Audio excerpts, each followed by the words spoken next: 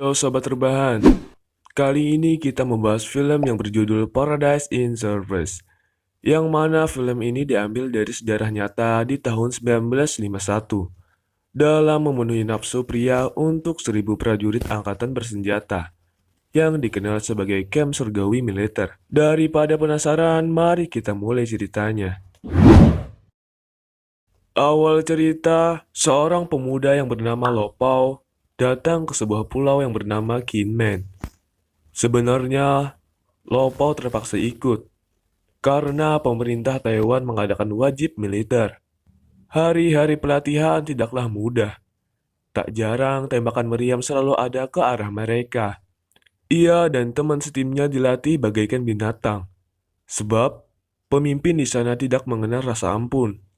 Lalu datanglah Lopao ke sebuah tempat bernama Camp 831. Awalnya Lopao keheranan dengan tempat tersebut. Ditambah, pemimpinnya tadi menggendong seorang anak. Oh iya, namanya adalah Chang Tun.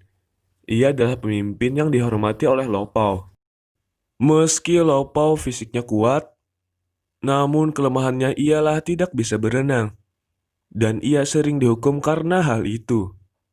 Suatu ketika, Lopao ditanyai apakah ia mempunyai pacar atau belum. Dengan tegas, Lopao mengatakan sudah mempunyai pacar dan berjanji setia. Bahkan bermimpi mempunyai 2 orang anak. Di camp tersebut, Lopao baru tahu bahwa di situ tempat berkumpulnya para pelacur. Lopao harus memilih salah satu dari mereka, namun tidak satu pun yang membuatnya tertarik. Sampai ia bertemu Nini, perempuan yang berparas cantik dan berkulit putih. Semua orang tampak menikmatinya. Setiap kamarnya diisi oleh satu orang wanita yang siap menunggu di enak-enak. Namun tidak bagi Lopao.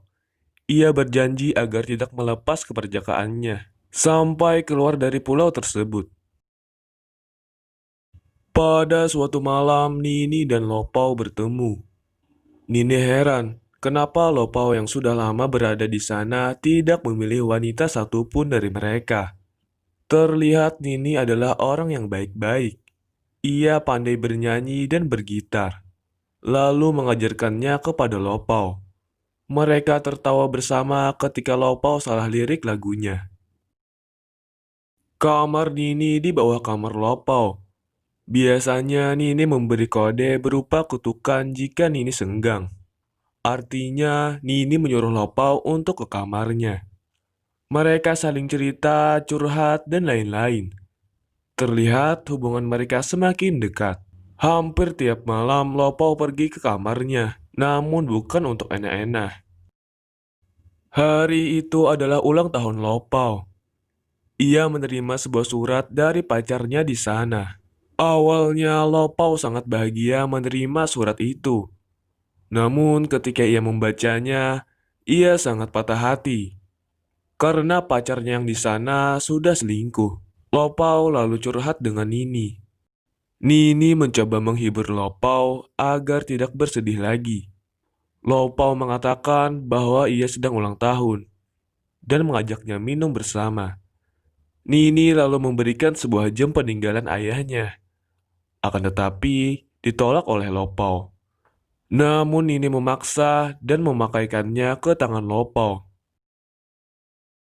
Suatu ketika ada seorang wanita yang kabur dari camp tersebut karena dia tidak tahan untuk berada di sana.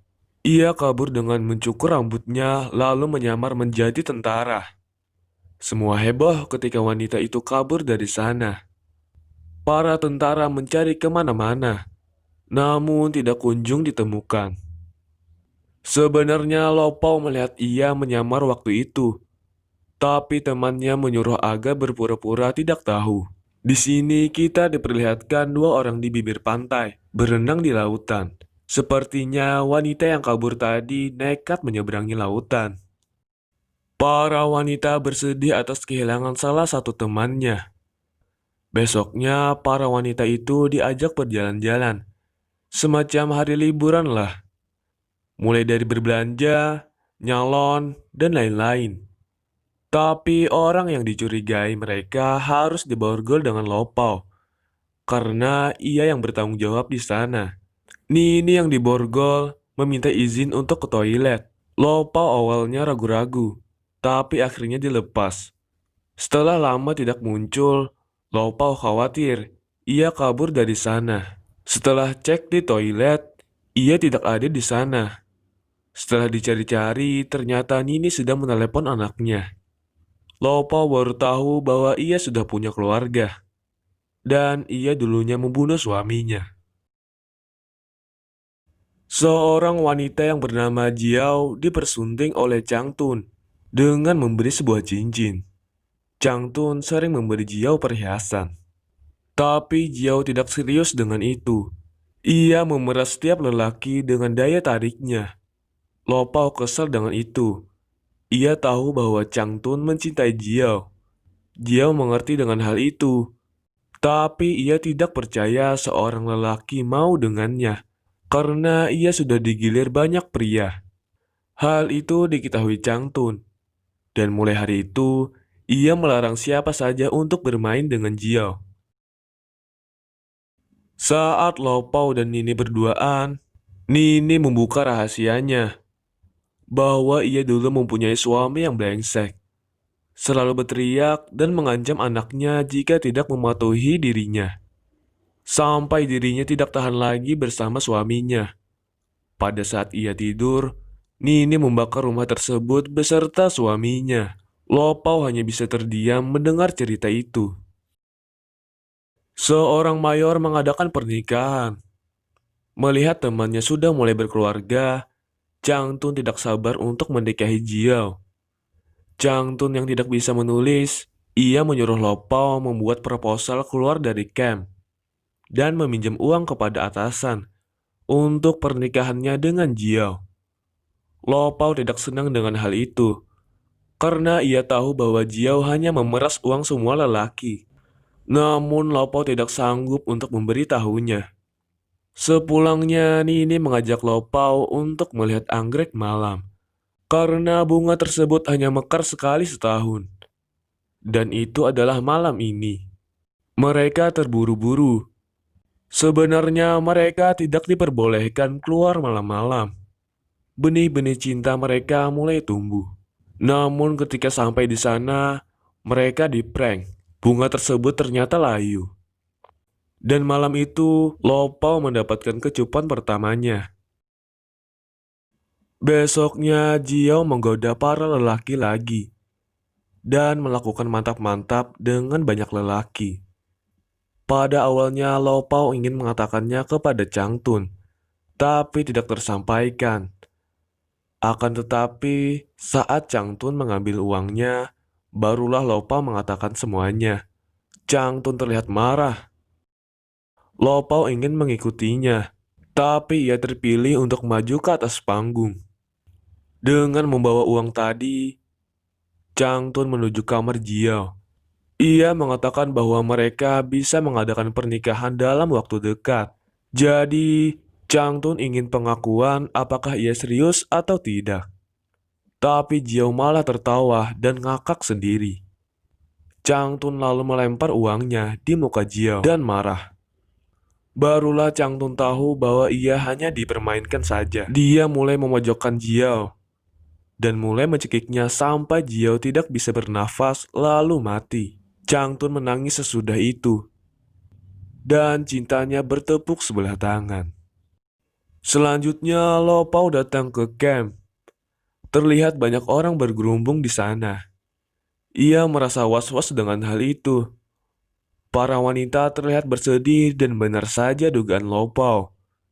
Chang Tun ditangkap oleh pihak keamanan, dan Lopao melihat sendiri jasad Jiao. Bagi Lopao, Chang Tun adalah orang yang paling akrab, bagai keluarganya sendiri. Jiao merasa bersalah sepanjang waktu, karena ia telah memberitahu sikap Jiao di belakang Chang Tun. Sambil menangis, ia membakar barang-barang Chang Tun. Sampai pada perayaan 60 tahun negara Cina, Nini diberi amnesti oleh pemerintah dan dibebaskan. Oh ya, aku lupa jelasin bahwa Nini berada di sana untuk meringankan masa tahanan dalam kasus pembunuhan suaminya. Lanjut. Nini sangat terharu sampai tidak bisa berkata apa-apa. Malam harinya Lopao terlihat galau, karena sebentar lagi ia akan ditinggalkan oleh Nini. Untuk salam perpisahan, mereka minum-minum bersama. Lopao juga mengembalikan jam yang telah diberi Nini. Kesedihan Lopao terlihat di wajahnya. Nini langsung memeluknya, lalu menciumnya, kemudian saling membuka baju satu sama lain, sampai mereka berdua telanjang. Ketika ingin masuk ke lubang buaya, tiba-tiba saja Lopao menjadi kuat iman. Ia tidak jadi mantap-mantap dengan Nini. Anjay. Dengan alasan ingin menjaga keperjakaannya. Besoknya Nini berpamitan dan pergi meninggalkan camp. Setelah lama berada di sana, pada akhirnya Lopao juga melakukan mantap-mantap dengan wanita di sana. Dan di akhir cerita, Lopao juga dibebas tugaskan dari sana. Di tahun 1990, pengadilan menyelidiki pelanggaran hak-hak wanita. Taiwan secara resmi menghentikan program pelacuran militer. Surgawi militer pun menjadi catatan sejarah. Jangan lupa bantu like dan subscribe channel ini. Terima kasih dan bye.